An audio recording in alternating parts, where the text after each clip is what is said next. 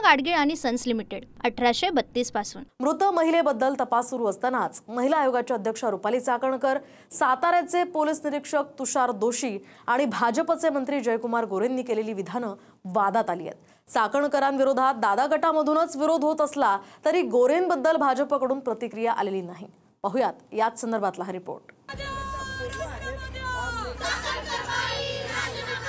मैं मेकअप करके खड़ी तो सबसे बड़ी, महिला आयोगाचं काम आणि मेकअप साठी थांब, महिला आयोग की पुरुष आयोग।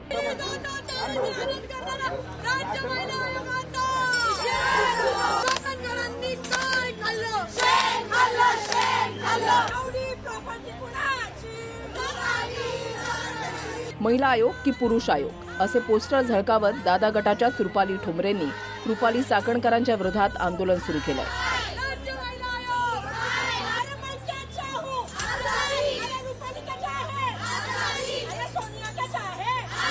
काँग्रेससह इतर विरोधकही महिला आयोगाच्या अध्यक्षपदावरून त्यांना हटवण्याची मागणी करतायत।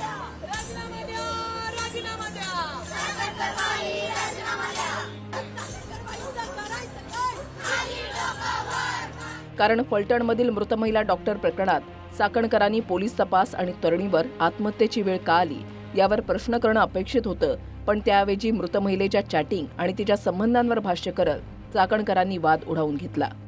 पोस्टमॉर्टमचा रिपोर्ट बदलल्याचा असल्याचा देखील आरोप त्या पीडितेच्या आईने केला। याच्या संदर्भात सुद्धा माझं एसटी साहेबांबरोबर आता बोलणं होतं। त्यावेळेस प्रश्न पण करते की यापूर्वी आपण खूप वेळा धमकी देण्याचा प्रयत्न मॅडम केलेला आहे, अशा पद्धतीचं त्या दोघांमधला डायलॉग आहे आणि अशा पद्धतीचा दबाव कोणाकडेही कोणीही केलेला नाही।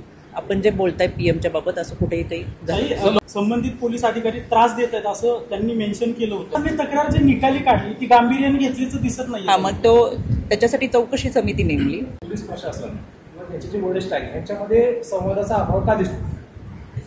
तसं असतं तर कदाचित चौकशी समिती नेमली गेली नसते। यांना तपास अधिकारी आहेत, यांना पोलीस आहेत, यांना न्यायाधीश आहेत, परंतु त्यांनी ज्या पद्धतीने चारित्र्य हनन केलं, माननीय अजितदादा यांनी त्या पीडिताच्या घरच्यांशी डायरेक्ट सांगितलेलं आहे आयोगाच्या मताशी सहमत नाही। आंदोलन त्यांना इतकं झोंबलं की त्यांनी आमच्या महिलांवरती गुन्हे दाखल केले। हा फरक आहे लाली लिपस्टिक कंपनीमधला आणि संघर्षाचा।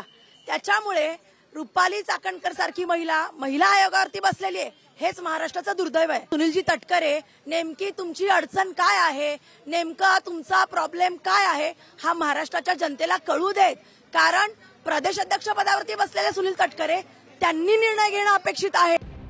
टीकेवर मागच्या 4 ते 5 दिवसांपासून चाकणकरांनी चकार शब्दही काढलेला नाही। दुसरीकडे चाकणकरांबद्दल खुद्द अजित पवारांनीही नाराजी वर्तवली आहे, मात्र मग कारवाई का नाही असाही प्रश्न विरोधक विचारतायत। आमच्या राष्ट्रीय अध्यक्ष अजितदादा पवार या दोन आमच्या भगिनींचं भांडण मिटतील असं माझा विश्वास आहे। हा महिला आयोग नाही, हा महिला आयोग आहे का असं वाटायला लागले। आपण याच्यावरती स्पष्टपणे नाराजी व्यक्त केलेली आहे, तर मग कारवाई का होत नाही? मग असं आहे का की राज्यातला राष्ट्रवादी काँग्रेस पक्ष हा फक्त तटकरेच चालवतात, त्यामुळे तटकरेच त्याच्यावर भूमिका घेतील? नेमकं चाललंय काय?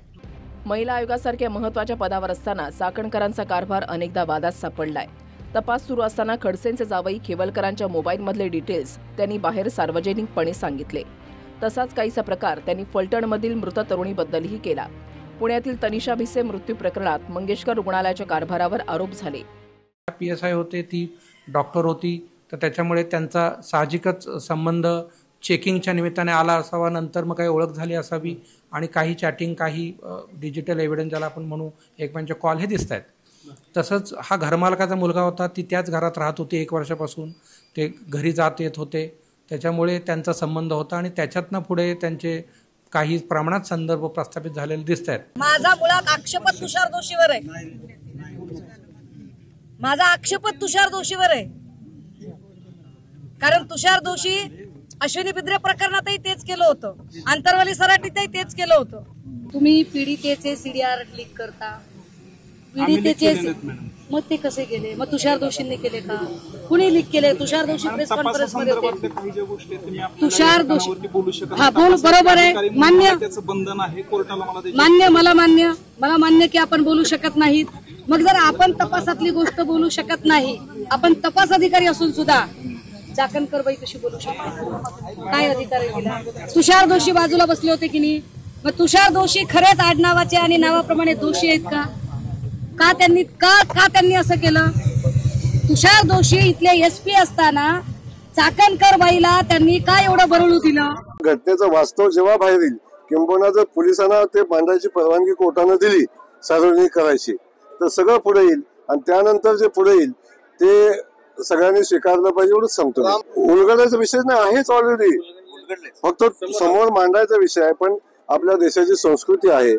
पहिला दगड त्यानं उचला जो स्वतः चारित्र्यवान आहे, जो स्वतः शीलवान आहे. चाकणकर आणि जयकुमार गोरे दोघांनी ही कथा 2 वेळा ऐकायची. मला बाकीचं काहीच बोलायचं नाही. तेव्हा रोज पत्रकार परिषद घेऊन येत्या 2 ते 3 दिवसामध्ये कारवाई होण्याचा दावा चाकणकर करत होत्या. मात्र अद्याप त्यांच्या आश्वासनाला मुहूर्त मिळालेला नाही. दुसरीकडे ज्यांच्या PAची पत्नी गेली ते भाजपचे आमदार अमित गोरखेही नंतर भूमिका बदलून शांत झाले. Bureau report TV9 Marathi. Poona Gadgil आणि सन्स लिमिटेड 1832 पासून.